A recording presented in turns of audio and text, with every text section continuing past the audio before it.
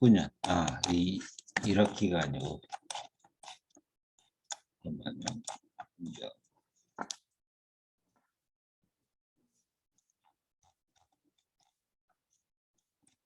20년 물리요. 이런 식으로 쓰라고 그랬잖아. 그죠? 이거 성적에 들어갑니다. 성적에 들어가요. 어쨌든 하루에 한 장입니다. 한 페이지 가지고 한 장씩 단어 쓰세요. 응? 1년 열심히 하면 그래도 한 200점은 올릴 수 있지 않을까? 응? 그렇게 하시기 바랍니다. 성적에 분명히 반영합니다. 응? 여기다 올리세요. 여기다가. 알겠죠? 네. 수업 시작하도록 하겠습니다. 여러분들 물리학책 다 샀죠? 교재 있죠? 예. 교재 피시고 교재를 보면서 같이 여러분들하고 공부하도록 하겠습니다. 우선은 이제 운동의 기술을 해가지고 여러분들 이제 고등학교 때 사실은 이거 다 배웠던 내용들을 하는 거니까 여러분들 그렇게 뭐 어려운 거는 없을 겁니다. 우리가 이제 운동의 기술이라는 얘기를 지금 하려고 해요.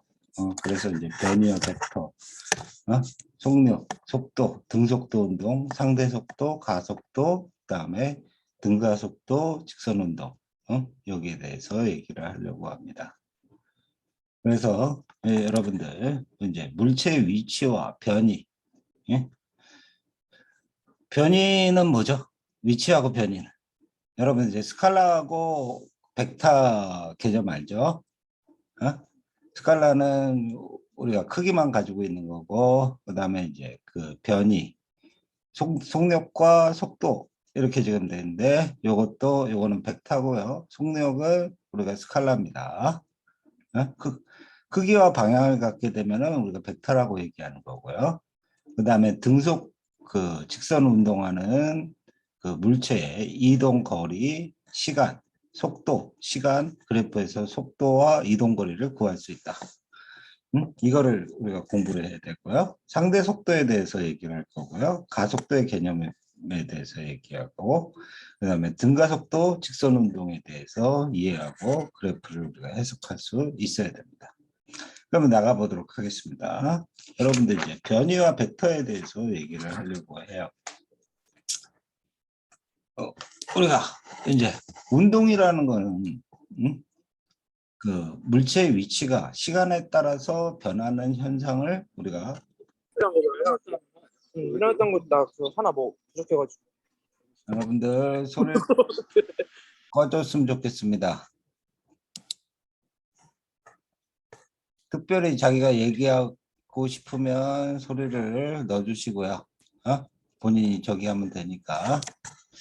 그래서 여러분들 이제 그 운동이라는 거, 운동은 지금 거기다 빨간 줄 치세요.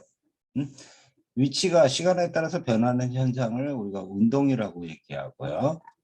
그리고 그 물체가 한 곳에서 다른 곳으로 그 위치가 변할 때 그 상황을 어떻게 나타내는 것이 좋을까? 그래서 여기에 운동의 기술 방법은 우리가 물체의 위치를 나타내는 기준점을 정하고 그 기준점으로부터 거리와 방향을 우리가 나타내는 것이 좋다 이겁니다. 그래서 그거를 나타내는데 우리가 이제 그 이동 거리와 변이라는 얘기를 우선 하려고 합니다. 우리가 물체가 이동한 우리가 경로의 길이를 우리가 이동 거리라고 얘기를 할게요. 이동 거리.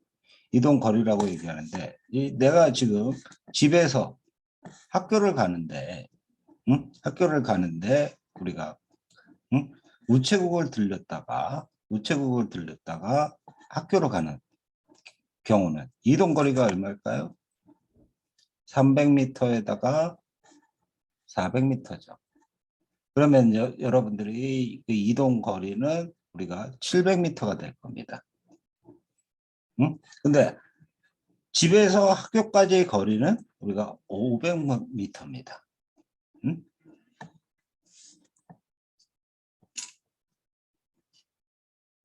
지금 수업 중입니다.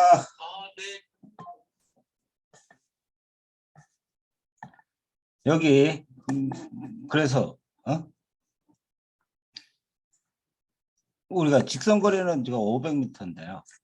우리가 이와 같이 물체의 위치를 나타낼 때 이동 경로는 생각하지 않고 출발점과 도착점을 최단 거리로 연결하는 선분의 길이와 방향을 함께 나타내는 것을 우리가 변이라고 얘기합니다.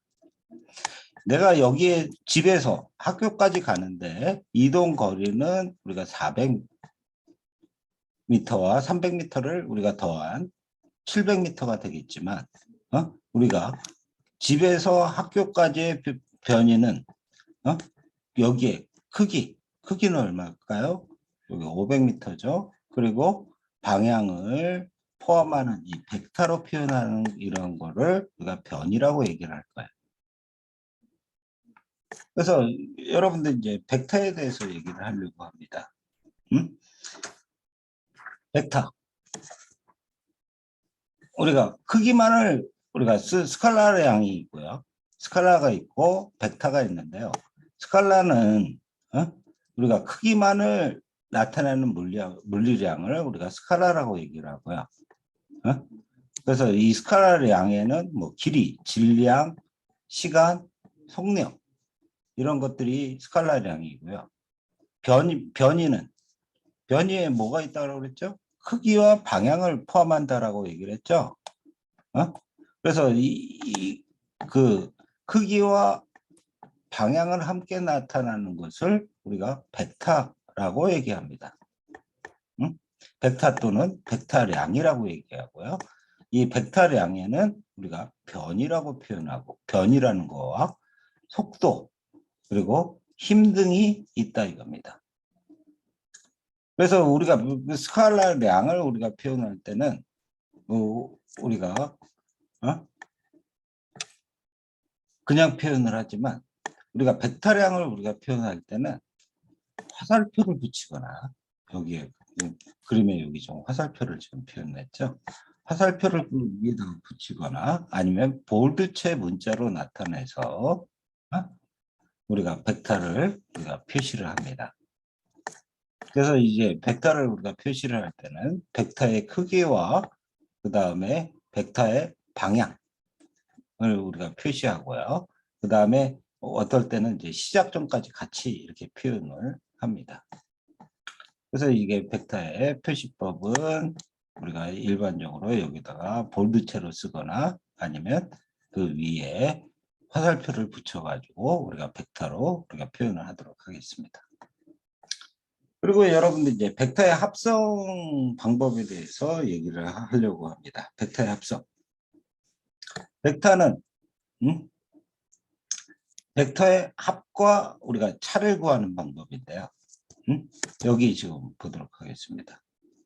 두 개의 벡터가 있다 이거야. 얘는 크기와 방향을 갖고 있는 게 벡터라고 얘기했죠. 그러면 F1이라는 벡터와 F2라는 벡터가 있다고 하겠습니다. 그러면 이거가 한 물체에다가 같은 지금 벡터, 그러니까 F1이라는 벡터와 F2라는 벡터를 우리가 힘을 우리가 그 같은 그 물체에다가 적용할 때는 우리가 이 벡터의 합은 우리가 방향이 같은 경우 그 크기를 우리가 더한 것 같고 합 벡터의 방향은 두 벡터의 방향과 같겠죠. 그리고 요거 같은 경우는 벡터의 방향이 한 점에 요게 우리가 이제 작용점이라고 얘기를 하죠. 여기 뭐 시작점이라고 얘기하는데 요 작용점에 지금 벡터를 지금 벡터의 이 합은 지금 하나는 지금 방향이 지금 달랐다 이거예요. 이거는 지금 방향이 같았죠. 같은 작용점에 벡터를 지금 두 심을 지금 요거는 합한 경우가 되고요. 요거 같은 경우는 지금 벡터의 방향이 지금 반대 방향이기 때문에 반대인 경우에는 이것을 적용시켰던 합벡터는 실제로 이 F2에서 F1을 빼준 만큼 F2에서 F1을 빼준 만큼의 벡터가 같을 거다 이게. 그래서 벡터의 합성 방법에는 나라나 두 개의 벡터의 합성의 경우에는 지금 방향이 같은 경우, 방향이 반대인 경우에는 이와 같이 하나는 합이 되고 하나는 차가 될 수 있다 이거예요. 근데 나란하지 않은 두 벡터를 합성시키는 것에 대해서 얘기를 할게요. 그래서 지금 이건 나란하지 않은 벡터입니다.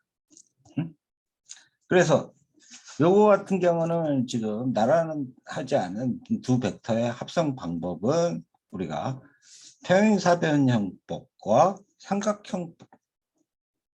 삼각형법이 있습니다. 그래서 여기서 지금 보면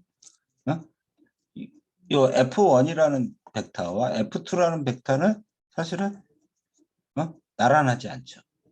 나란하지 않으니까 이거 같은 경우는 이거와 이 벡터의 그거를 그 평행사변형을 그려가지고 벡터를 F를 F1과 F2의 합으로 이렇게 표현할 수 있게 됩니다.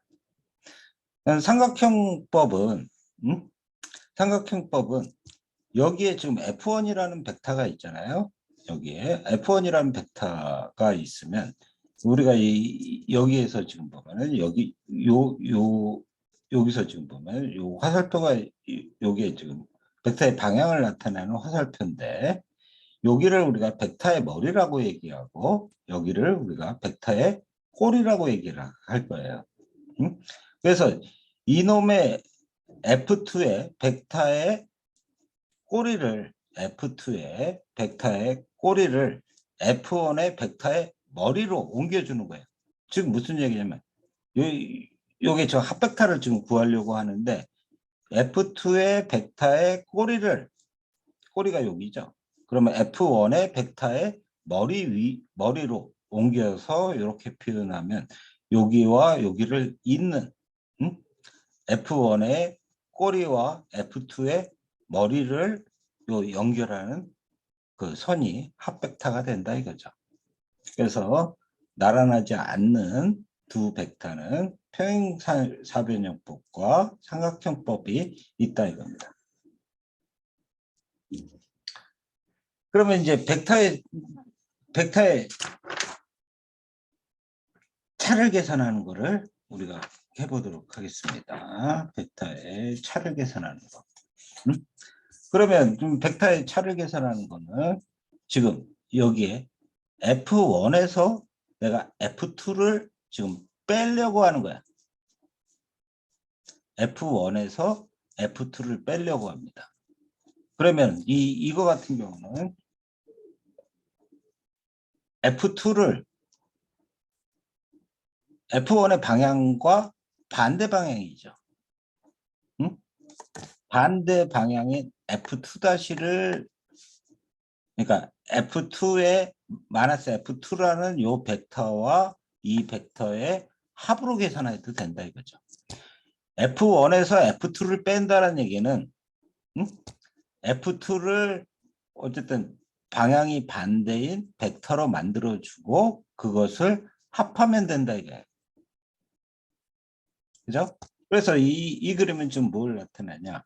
F1에서 F2라는 벡터를 지금 빼려고 합니다. F1에서 F2라는 벡터를 지금 빼려고 하는 거예요. 빼면 F2라는 벡터의 방향을 반대로 만들어서 이거와 이거의 평행사변형을 그려서 이건 좀 평행사변형으로 그린 거죠. 평행사변형으로 그려서 요거와 요거로 생성되는 여기에 벡터를 그리면 요 값이 벡터의 착값을 의미하게 된다 이거죠. 마찬가지로 여기서 지금 보면요. 원래 여기에서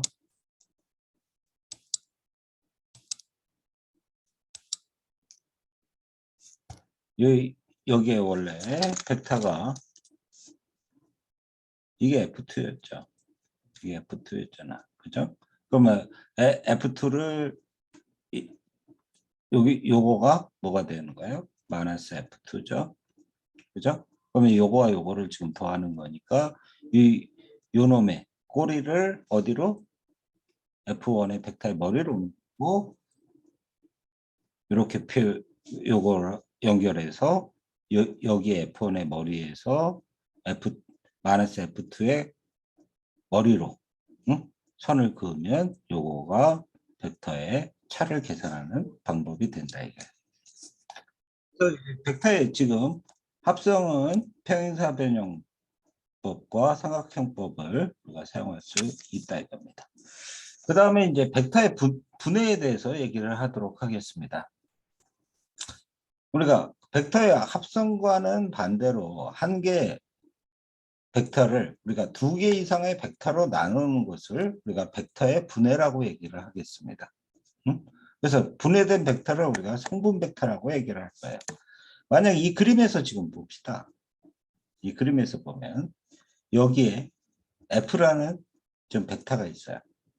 그러면 이놈을 사실은 이게 지금 우리가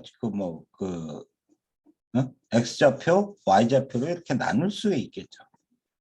사실은 뭐 이 좌표축이라는 것은 내가 정확히 나름이긴 하지만 어쨌든 여러분들이 그냥 상식적으로 생각하는 뭐 이게 지금 수평선 방향으로 여기 X 그 다음에 하늘 방향의 Y 이렇게 좀 표현할 수 있겠죠. 그죠?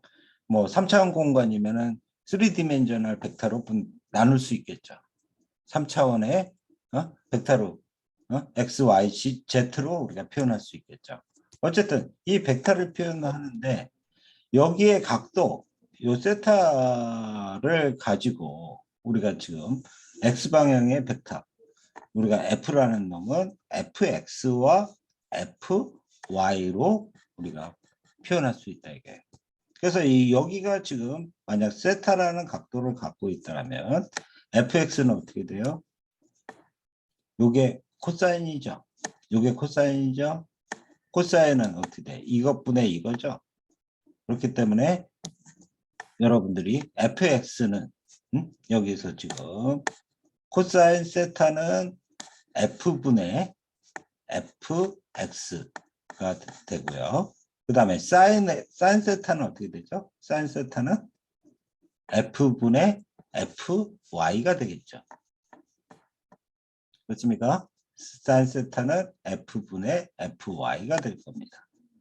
그래서 이놈 같은 경우는 만약 이렇게 되면 fx라는 놈은 f 곱하기 코사인 세타 그리고 fy라는 놈은 f 곱하기 사인 세타로 우리가 표현할 수 있다 이거예요.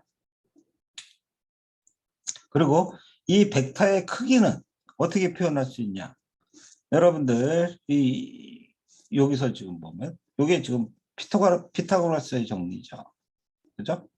여기가 만약 A라고 얘기하고 여기를 우리가 B라고 얘기를 하면 여기 A라고 요걸 A라고 하고 요걸 B라고 얘기하면 C의 제곱은 어떻게 돼? A제곱 플러스 B의 제곱이죠. 이게 피타고라스의 정리잖아요. 그래서 이 피타고라스 정리를 이용을 해서 여기에 C의 크기는 어떻게 돼? A의 제곱 플러스 B의 제곱이 되니까 이놈은 어떻게 돼요? fx의 제곱 플러스 fy의 제곱에 루트를 씌워주면은 이게 벡터의 크기를 나타내고요. 그 다음에 벡터의 방향은 어떻게 표현할 수 있을까요? 여기서 지금 보면은 탄젠트가 이게 탄젠트죠. 이게 탄젠트잖아. 그죠? 이게 코사인, 이게 사인, 이게 탄젠트니까. 여기서 지금 보면은 fx분의 fx분의 fy가 뭐야? 탄젠트 세타죠. 맞습니까? 그래서 여기가 요거가 2차원 평면에서의 어쨌든 방향을 나타내는 벡터가 된다라는 것을 우리가 여러분들 알 수 있습니다. 이게 방향을 나타내는 거야, 세타가. 그러면 이제 속력과 속도에 대해서 얘기를 하도록 하겠습니다. 속력과 속도.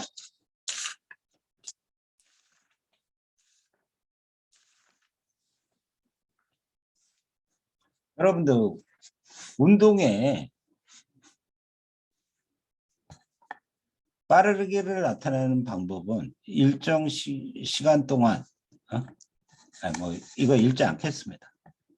여러분들 우선은 이제 속력에 대해서 정리를 하도록 하겠습니다. 속력. 속력이라는 것은 우리가 걸린 시간분의 이동 거리를 의미합니다. 아까 속력은 우리가 스칼라라고 얘기했죠. 맞습니까? 크기만을 갖는 값이에요. 물체의 빠르기는 우리가 물체가 일정한 시간 동안 이동한 거리로 우리가 표현한 거예요. 이동 거리.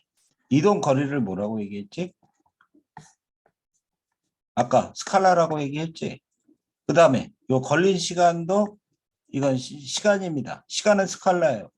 그러면 t분의 x 요것도 스칼라고 요것도 스칼라입니다. 그거를 스칼라를 스칼라로 나누니까 얘는 속력은 스칼라량이 되는 거예요. 그래서 이건 뭐야? 단위 시간 동안 이동 거리입니다. 단위 시간은 우리가 1초를 의미하는 거예요. 1초로 하면은 요거를 우리가 속력이라고 얘기하고요. 이동 거리는 우리가 단위를 우리가 미터로 우리가 잡아주고 그다음에 걸린 시간을 우리가 세컨드로 지금 잡아줄 수 있습니다. 그러면 여러분들 속력은 어떻게 계산이 되냐면 아까 우리가 우체국 갈 때 우리가 700m를 갔지. 그죠? 300m 가고 우체국 들렸다 학교 갔잖아. 그렇습니까? 여기서 지금 보면 우체국 갔다가 학교를 갔지. 우체국 가는데 300m, 이게 700m입니다. 근데 여기 가는데 얼마가 걸렸냐면 10분이 걸렸다 이거야. 여기에 밑에 보입니까? 이게 지금 안 보일 것 같은데.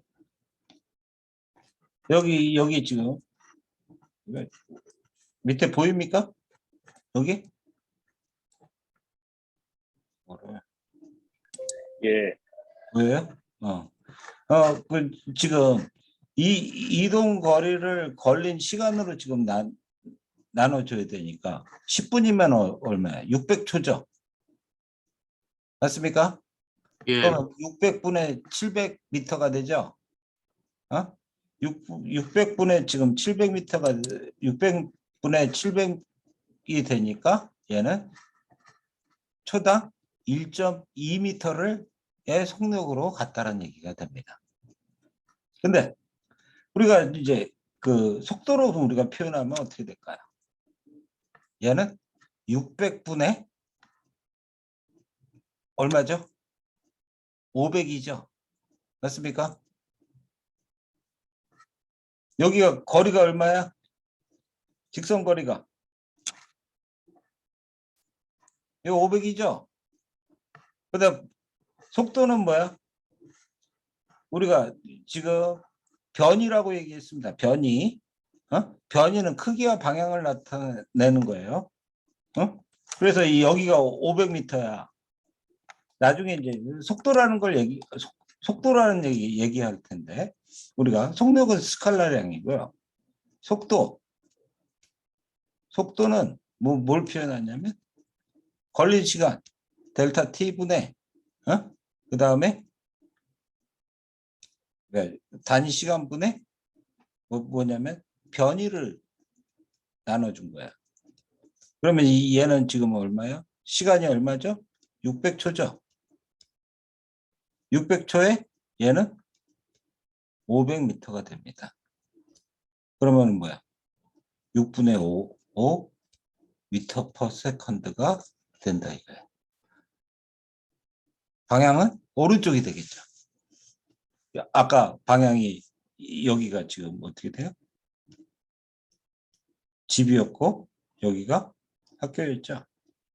왼쪽이 되겠네요. 왼쪽. 이렇게 가는. 실제로는 내가 이렇게 여기에 우체국을 들렸다가 여기 우체국이죠. 여기 우체국이고 우체국 들렸다 이렇게 갔죠.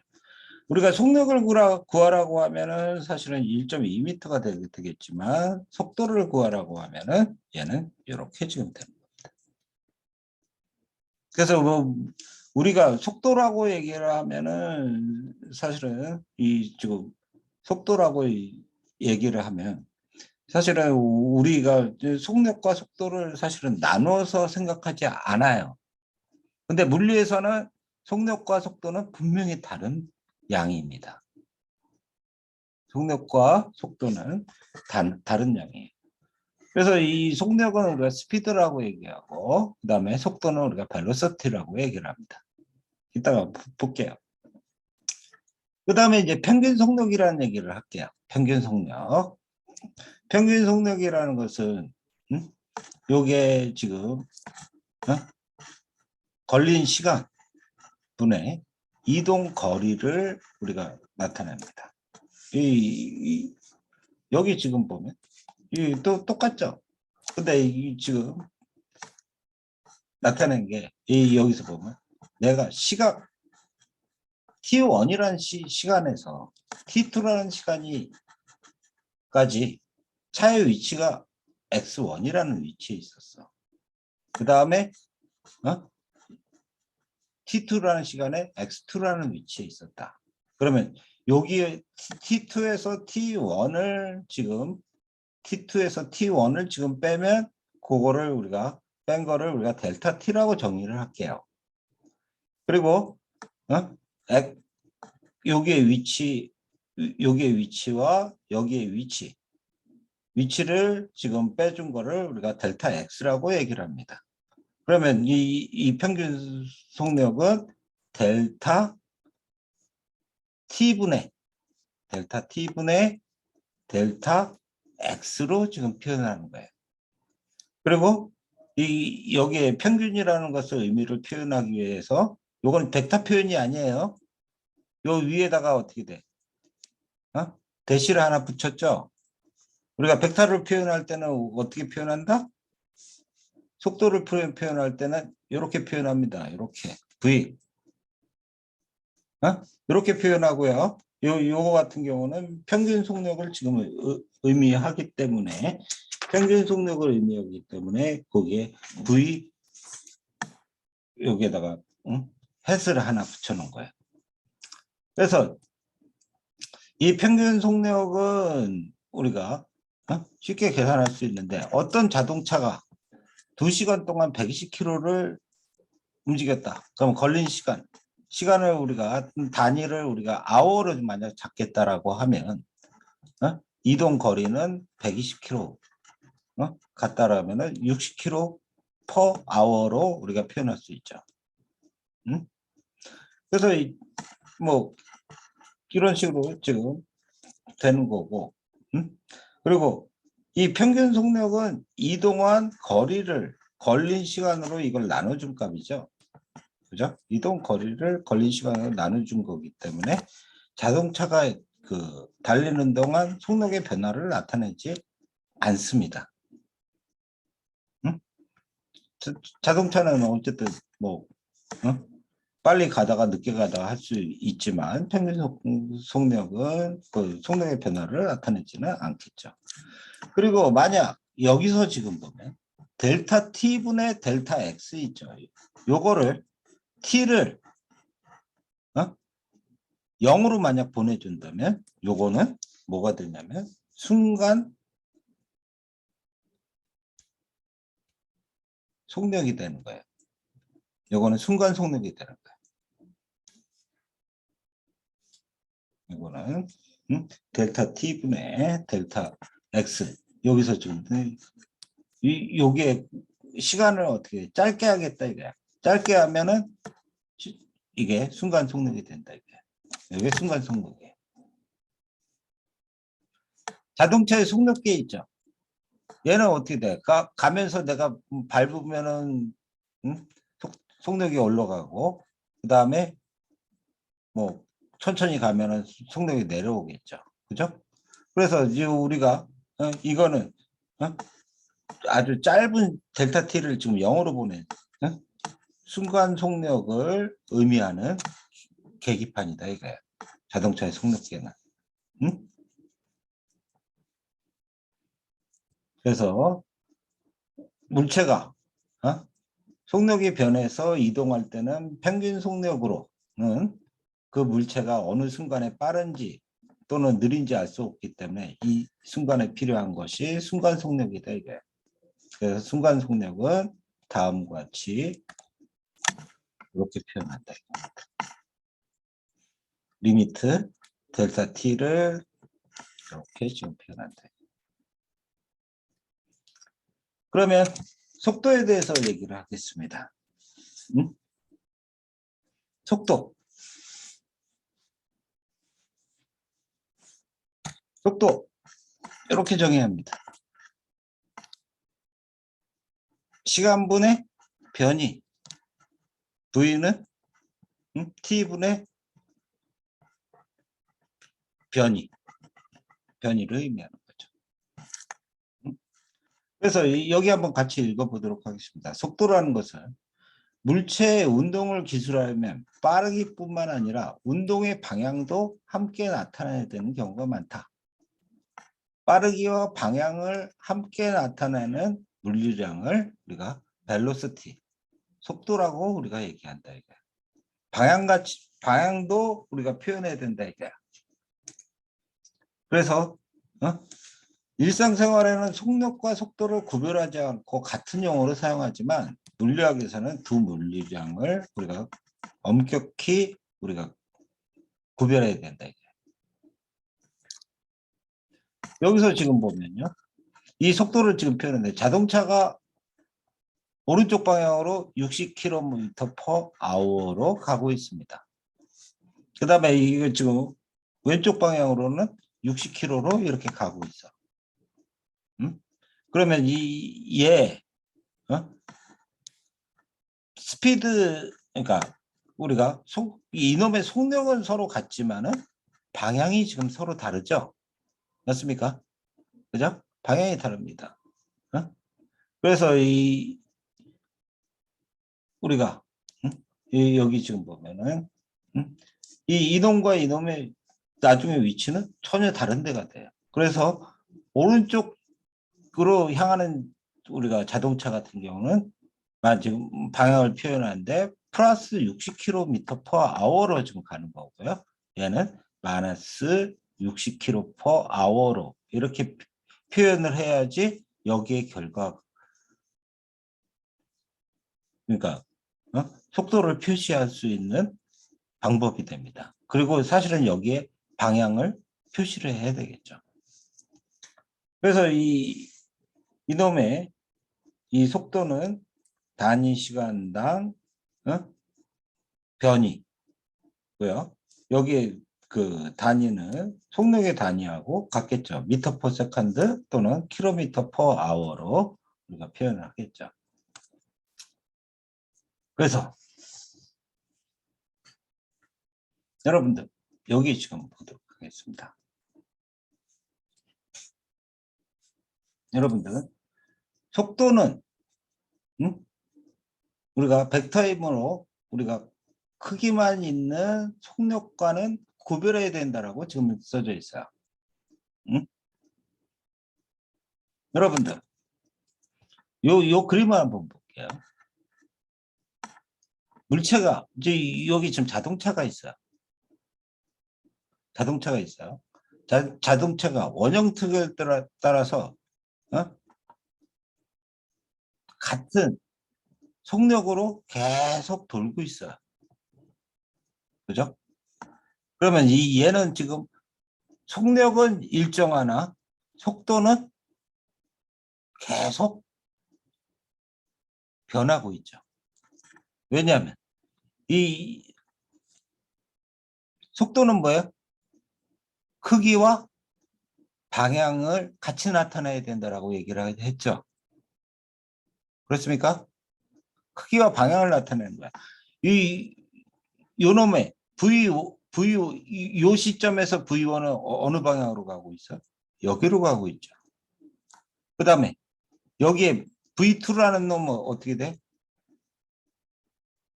여기로 가고 있죠. V3 어디로 가고 있어? 이쪽 방향으로 가고 있죠. 맞습니까?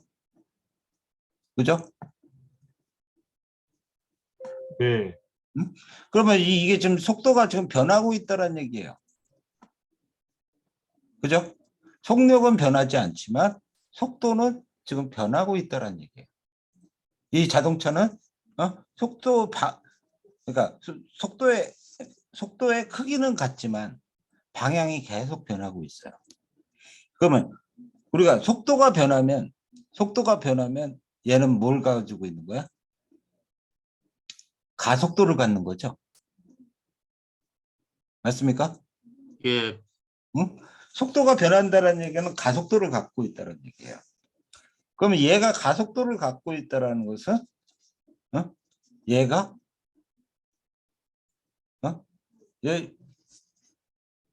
여러분들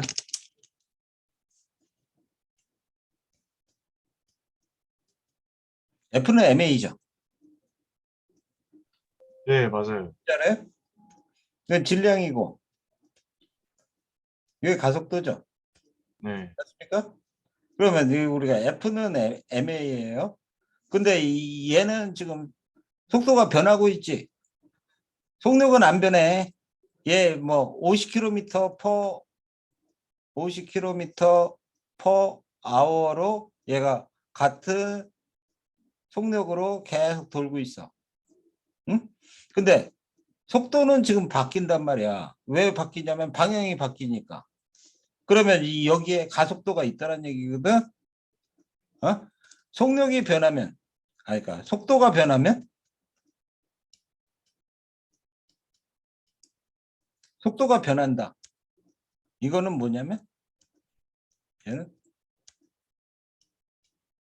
가속도가 있다 이거야. 가속도가 있다라는 얘기는 이게 0이 아니란 얘기지. 그죠? 이게 0이 아니란 얘기야. 그러면 우리가 이 차량이 이렇게 이걸 볼 때 얘는 구심 가속도를 갖고 있어요. 사실은 내가 여기에 횃불이를 여기에다가 캔을 하나 달아놓고 지불놀이를 해. 그래서 선을 이렇게 딱 다 놓고 이거를 등속 원운동을 이렇게 시킨다 이거야. 그러면 얘 속력은 등속 원운동이면 어떻게 돼요? 얘가 속력은 같단 말이에요. 그죠? 근데 속도가 달라. 왜냐하면 방향이 바뀌니까. 얘는 이렇게 돼 있는 요거를 뭐라고 얘기합니까? 요거를 질량. 구심력이라고 얘기하죠. 맞습니까? 네. 요거가 구심력이야. 힘으로 보면 이게 힘이잖아. 구심력이란 말이야. 속도가 변한다는 얘기는 가속도가 있다는 얘기고 가속도가 있으면 얘는 구심력을 갖고 있다는 얘기예요. 자동차가 구심력을 가지고 이 원운동을 한다는 얘기가 되는 거예요. 응? 그래서 여기에 속력은 일정하나 속도 벡터의 방향은 계속 변한다 이게. 이 변하기 때문에 얘는 가속도를 갖게 된다. 나중에 가가지고 이 90년까지 유도를 할 겁니다. 알겠죠? 응? 그래서 여기 한번 계속 읽어보도록 하겠습니다. 응? 물체가 일정한 속도로 운동한다는 것은 일정한 속력과 일정한 방향으로 운동하는 거죠. 맞습니까? 예. 예. 얘는 지금 방향이 바뀌었으니까 얘는 등속도 운동이 아니야. 그죠? 맞습니까? 등속도 운동 예. 아닙니다. 아니요. 음. 그래서 일정한 속력을 빠르기와 더 빨라지지도 않은 그런 같은 속력을 의미하며 일정한 방향의 운동 속도가 곡선이 아니라 직선이다라는 얘기죠. 그죠? 이게 좀 곡선이면 방향이 바뀌니까. 다시 말하면 일정한 속도로 운동한다는 것은 일정한 속력으로 직선상을 운동한다는 거죠. 맞습니까? 예. 직선상을 운동해야지 이거가 일정한 속도를 갖고 있다라는 의미가 되는 겁니다.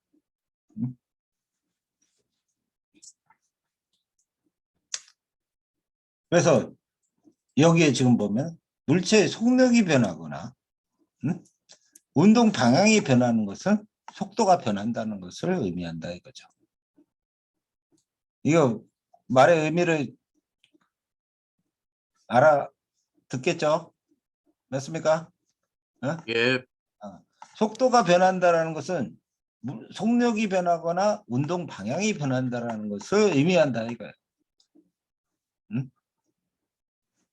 그래서 일정한 속력과 일정한 속도는 다른 의미로 을 가지고 있다 이겁니다.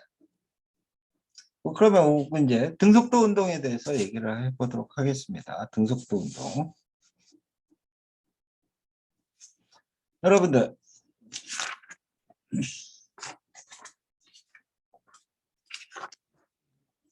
이제 이번까지만 풀고 등속도 운동 그림 1 지금 1-14 네, 이 그림을 지금 보도록 하겠습니다. 수평면 위에 우리가 그 직선 운동을 하는 공을 0.5초 단위로 우리가 간격으로 찍은 다중성광 사진이다. 사진을 찍어가지고 다 그걸 겹친 거야. 알겠습니까? 다중성광 사진이라는 것은 0.5초마다 찍었는데 공이 여기 있었고, 그 다음에 다시 0.5초 후에 찍으니까 여기 있었고, 여기 있었다 이런 뜻이에요.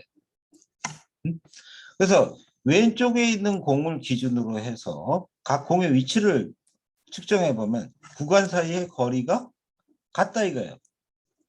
여기와 여기의 거리, 여기와 여기의 거리, 여기와 여기 사이의 거리가 같다 이겁니다. 여기서 지금 보면은 여기가 센티미터인데 약 5cm 정도 지금 되는 것 같아요. 5cm. 0.5초 동안 0.5초 동안 5cm 지금 갔다 이겁니다. 그러면 왼쪽 그래서 이때 각 구간의 거리는 같은 시간 간격 동안 이동한 거리이므로 공의 속력은 같다. 그리고 방향이 일직선이죠. 맞습니까? 방향이 일직선이니까 얘는 일정한 속도를 갖고 있다라고 얘기할 수 있겠죠. 맞습니까? 일직선상의 일정한 속력으로 달리는 물체의 운동을 우리가 등속 직선 운동 또는 등속도 운동이라고 얘기를 한다 이겁니다. 그러니까 등속도 운동은 스피드도 같아야 되고 그 다음에 직선 운동이어야 된다 이겁니다. 방향이 같은 방향으로. 알겠습니까? 직선 운동을 하는 일직선상을 하는 일정한 속력을 갖는 그런 운동이 등속도 운동이다 이겁니다. 그 다음에 여기 지금 볼게요. 그래서 이 1-13을 분석해 가지고 그래프로 우리가 표현을 해보면 이게 지금 가로축이 뭐냐면 시간이고요. 그 다음에 세로축이 이동 거리가 됩니다. 그러면 우리가 여기에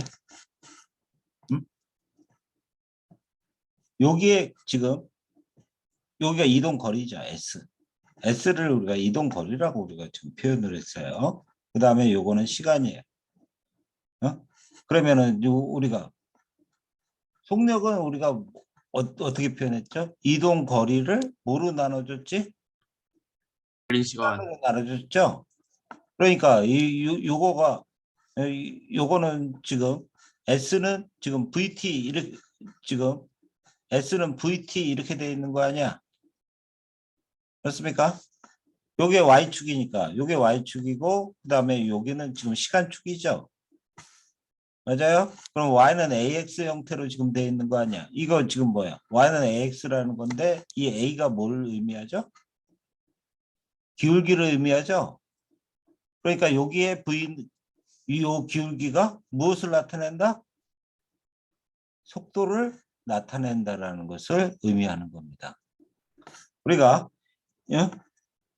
가로축을 시간으로 나타내고 여기를 이동거리라고 나타냈을 때 요거의 기울기는 요 A에 해당된 기울기를 우리가 A라고 표현하면 요 기울기가 해당되는 값이 요 값이 V다 이거야. 이 V니까 요 기울기는 속도를 의미한다는 얘기로 지금 표현이 되고요. 그 다음에 이번에는 지금 가로축은 시간으로 지금 표현됐고 그 다음에 우리가 속도를 우리가 V라고 지금 표현을 했습니다. 그러면 여기서 지금 보면 S는 우리가 VT로 우리가 표현할 수 있죠.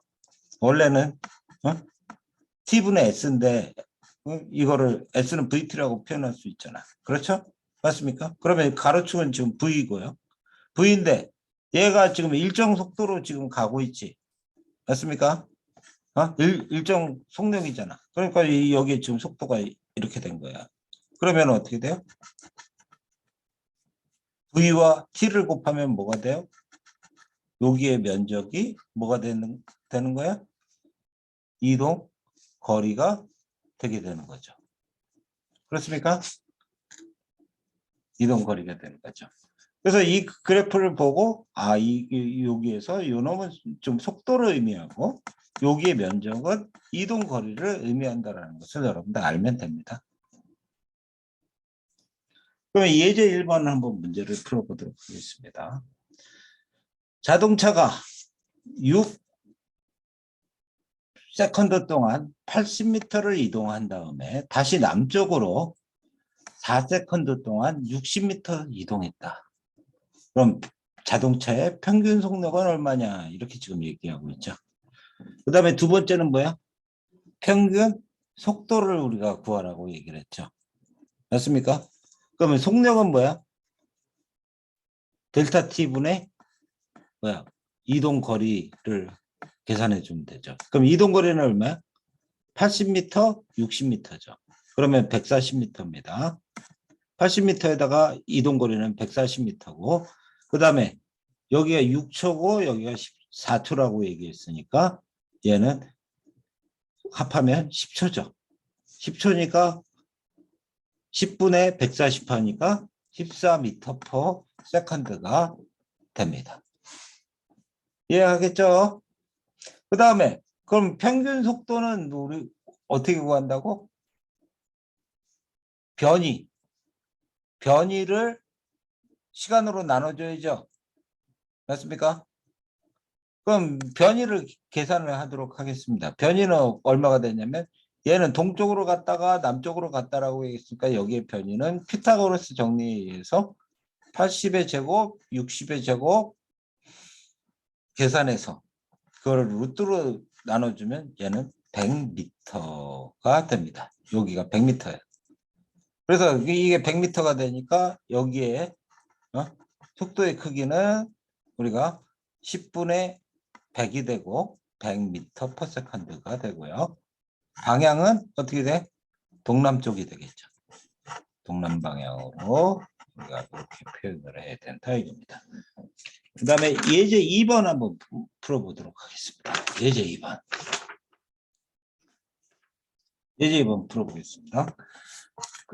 그림의 가는 수평 방향으로 4m/s로 이렇게 지금 날아가는 공이 있다 이거야. 그래서 요게 점 A점을 지난 후 3초 후에 한 벽에 한 점에 충돌하고 다음 같은 속력으로 지금 나왔다 이거야. 이렇게 된다는 사실은 탄성 충돌이 되는데 들어간 속도로 그대로 나왔다는 이것은 탄성 충돌이에요. 어쨌든 얘가 들어간 속도로 그대로 나왔다 이거야. 그 다음에 같은 속력으로 운동하는 것을 나타내는 거다. 그러면 이 그림 나는 이 운동을 V와 가로축은 V로 표현하고요. 세로축 그러니까 가로축은 시간으로 표현했고 세로축은 우리가 V로 표현했습니다. 그러면 다음 물음에 지금 답하라 이겁니다. 여기에서 얘는 지금 속도를 의미합니다. 왜냐하면 이 속력이 아니야. 플러스 마이너스 이렇게 표현했죠. 맞죠? 그렇습니까? 아까 우리 얘기할 때 이렇게 표현한 속도를 표현할 때 이거는 지금 플러스 마이너스 이렇게 지금 표현했다는 거. 방향은 어쨌든 이쪽에 이쪽에 오른쪽 왼쪽을 표현은 우리가 따로 언급을 해주지 않았지만 여기서 지금 플러스 마이너스 이렇게 지금 표현한 거는 속도를 의미하는 거예요. 방향을 의미하기 때문에 여기에 운동 방향이 서로 반대임을 나타내는 거다 이겁니다. 그 다음에 그림 나에서 12m라는 것이 무엇을 나타내느냐 이겁니다. 여러분 시간에다가 지금 시간에다가 V를 곱하면 뭐가 되는 거야? 이동 거리죠. 맞습니까? 그래서 여기에 12제곱미터는 사실은 이동 거리를 나타내고 충돌 전 이동 거리고요. 그 다음에 여기에 마이너스 12m는 우리가 충돌을 한 후에 이동 거리예요. 그러면 이동 거리는 전체 12m고요. 변이로 계산하면 12m와 12m 여기 다시 돌아왔을 때 여기서 여기까지 갔다가 여기에 지금 3초 동안 부딪혔다가 다시 4m/s 들어왔잖아. 여기 지금 6초가 됐을 때는 변이는 뭐가 되는 거예요? 0이 되는 거죠. 여기 12m 요거 합하면 얼마가 돼요? 0이 되죠? 맞습니까? 0이 되죠. 0이 되고 여기에 12제곱미터는 무엇을 나타내느냐? 이놈이 오른쪽으로 간 이동거리, 충돌하기 전까지의 이동거리고요. 그 다음에 여기 마이너스 12m는 충돌한 후 A점까지의 이동거리를 의미한다 이겁니다. 그래서 여기까지 잠깐 하고 여러분들 10분 쉬었다가 4시 10분에 다시 계속하도록 하겠습니다. 잠시 쉽니다.